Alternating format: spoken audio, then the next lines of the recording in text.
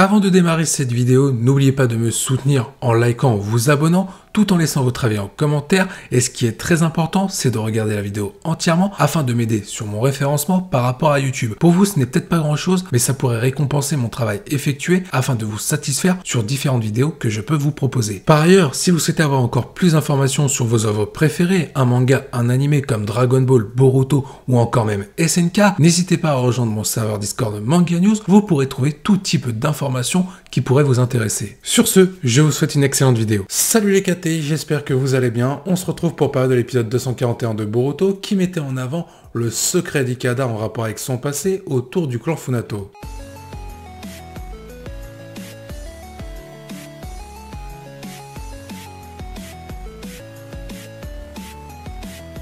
Quel début d'épisode en termes de contexte. On voit directement les membres du clan Funato dirigés par Seren directement poser pied à terre sur l'île où se trouvent Ikada et Boruto, et ils passent directement aux choses sérieuses. C'est-à-dire que les habitants qui les ont trahis il y a 5 ans par rapport à ce conflit entre le pays de l'eau et le clan Funato, ils les ont directement éliminés, même si les habitants ont tenté de retourner un petit peu leur veste pour être du côté du clan Funato et surtout ne pas mourir, mais ça n'a servi à rien. Il ne fallait pas qu'ils rejoignent le côté du village de Kiri pour être face au clan Funato. Honnêtement, je ne m'attendais pas à un tel début d'épisode, que ce soit en termes d'intensité ou en termes de contexte. On a mis en avant très clairement le côté impitoyable du clan Funato et surtout de la présentation de ce nouveau personnage, le personnage de Seren, qui est la sœur d'Ikada, qui va encore intervenir dans cet épisode pour avoir une discussion avec son frère, qui va refuser de rejoindre le clan Funato. Il veut poursuivre ses rêves. En effet, on va en apprendre un petit peu plus sur le passé du personnage d'Ikada. Alors on va lever tout soupçon et tout suspense. On le savait très clairement qu'il appartenait au clan Funato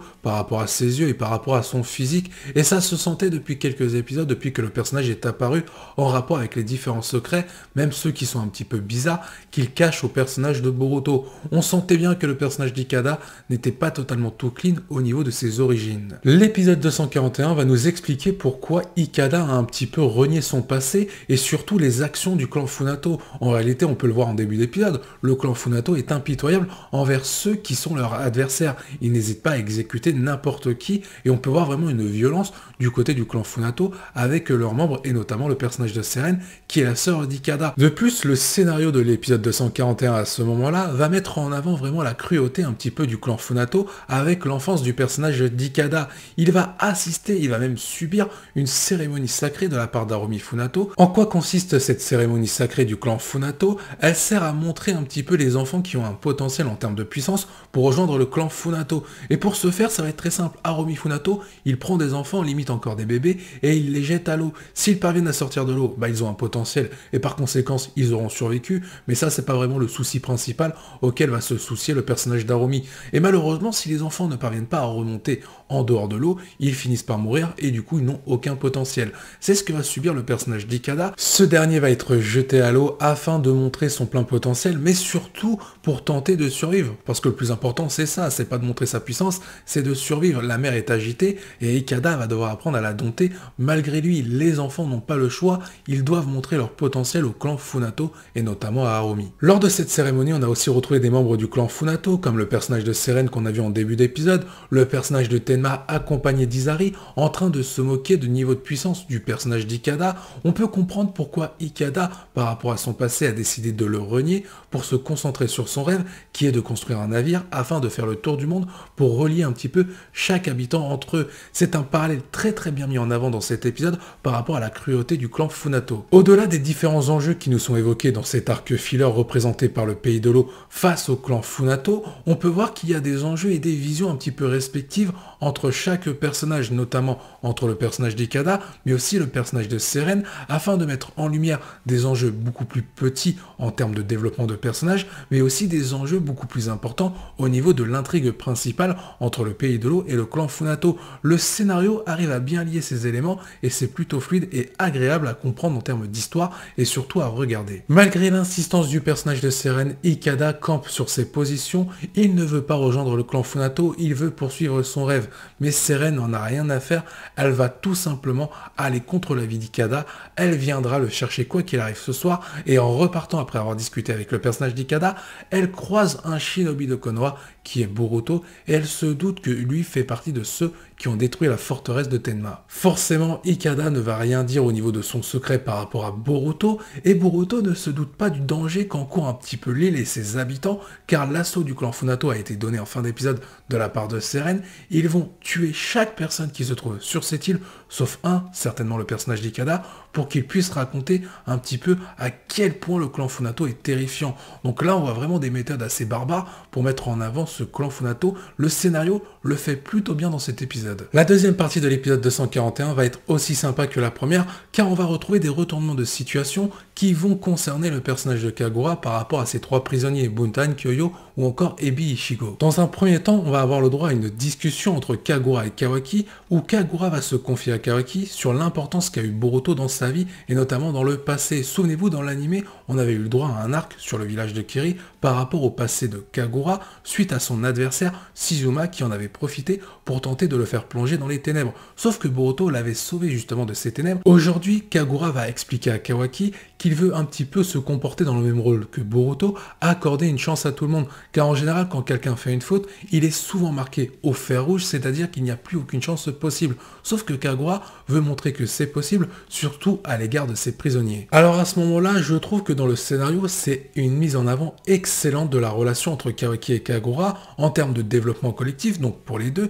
mais aussi en termes de développement individuel, parce que forcément, l'histoire de Kagura va toucher l'histoire de Kawaki par rapport à son passé, mais aussi l'impact de Boruto qu'a pu avoir sur ces deux personnages. Justement, en continuant de parler du personnage de Kagura, il va tout tenter pour que ses prisonniers obtiennent une réduction de peine assez importante, quitte à ce qu'ils retrouvent la liberté quasiment aussitôt une fois qu'ils les auront aidés au travers de cette mission qui vise un petit peu à démanteler à nouveau le clan Funato. Sauf que Kagura va échouer et Ebi Ishigo va se rendre compte qu'en réalité, dès qu'ils auront terminé de les aider, ils vont retourner en prison. Et ça, ce n'est pas à son goût. Elle va tenter de rallier Kyoyo et Buntan dans sa cause pour tenter d'éliminer Kagura afin de s'enfuir et d'être libre. Sauf que Buntan va refuser, et là le développement est vraiment intéressant car Buntan va se rappeler que Kagura lui a sauvé la vie. Kyoyo va également refuser la proposition de Ebi Ishigo, certainement par rapport au fait que Kagura l'a cru dans son innocence lors du meurtre du capitaine Teki, et donc Ebi Ishigo va se retrouver toute seule pour tenter d'éliminer Kagura. Malheureusement pour Ebi Ishigo, on parle de Kagura. Kagura ne va pas se faire tuer par celle-ci.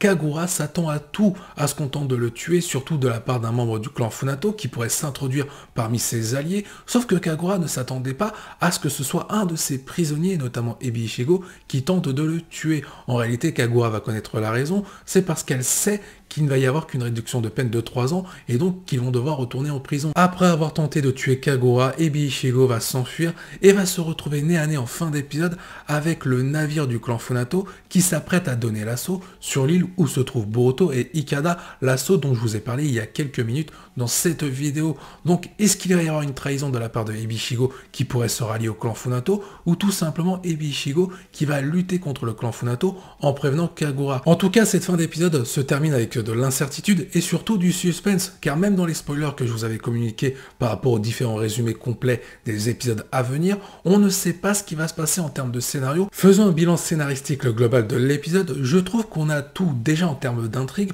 on a deux belles visions qui s'opposent par rapport à différents enjeux. On peut retrouver la vision du clan Funato qui est très bien développée et qui va s'opposer avec la vision d'Ikada qui est développée grâce au développement du personnage d'Ikada dû à son enfance. On a aussi un nouvel enjeu qui fait son apparition entre Kagura et ses prisonniers par rapport à leur liberté, ou est-ce qu'ils vont rester prisonniers? Ça a été bien mis en valeur. On a un développement de personnages individuellement très bien respecté et très bien réalisé, comme Kawaki, malgré son peu de temps d'exposition dans l'épisode. Kagura est bien développé, Ebi Ishigo également, ou encore le personnage d'Ikada, tout en passant par le personnage de Seren, sa sœur. Franchement, je mets la note de 10 sur 10.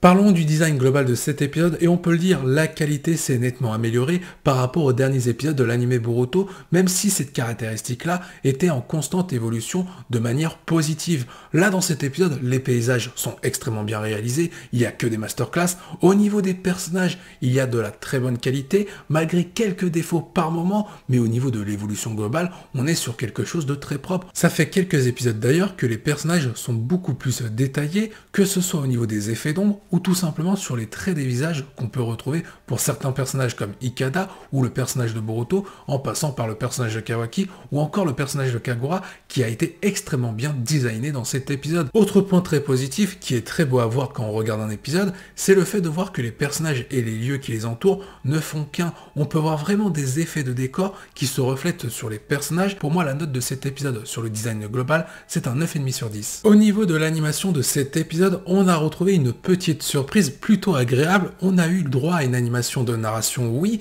mais une animation de narration dynamique, même pas une animation semi-dynamique de narration. Je m'explique, ce qu'a fait l'animé en termes de prouesse technique pour la réalisation de l'animation, c'est quand même quelque chose de très important. L'animation de narration sert à mettre en avant un scénario et l'animation dynamique à délaisser un scénario pour privilégier les actions rapides, notamment un combat. Là, dans cet épisode, ils ont réussi à associer les deux. On a eu l'animation de narration avec du dynamisme. Chaque événement était rapide, fluide et surtout bien mis en valeur. Le scénario a été très bien réalisé avec une animation qui l'a superbement mis en valeur, tout comme le design qui a fait le boulot. On a eu 2 caractéristiques, même 3 avec les OST, qui n'ont fait qu'une en termes de caractéristiques pour donner un épisode sublime. Alors oui, après il y a quelques défauts, c'est vrai, il y a des petits moments où il y a des passages saccadés. Il est vrai que l'animation dynamique n'a pas tenu dans la globalité de l'épisode. Il y a eu des moments où c'était un tout petit peu ralenti. De A à Z dans sa globalité, c'est plutôt correct en termes de qualité. C'est un épisode filler, il faut le rappeler.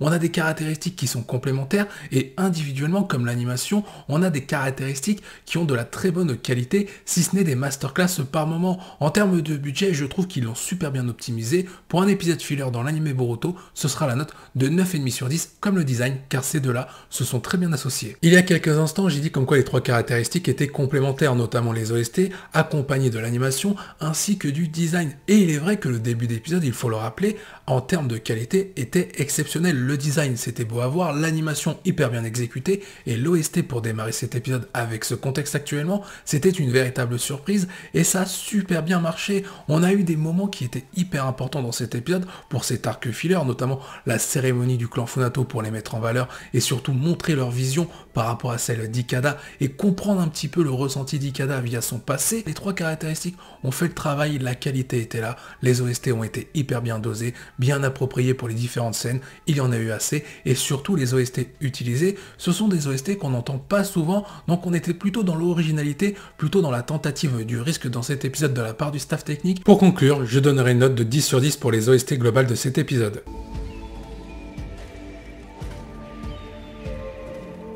Je vous remercie d'avoir suivi cette review, je vous dis à la prochaine, portez-vous bien et n'oubliez pas que la volonté du KT soit avec vous.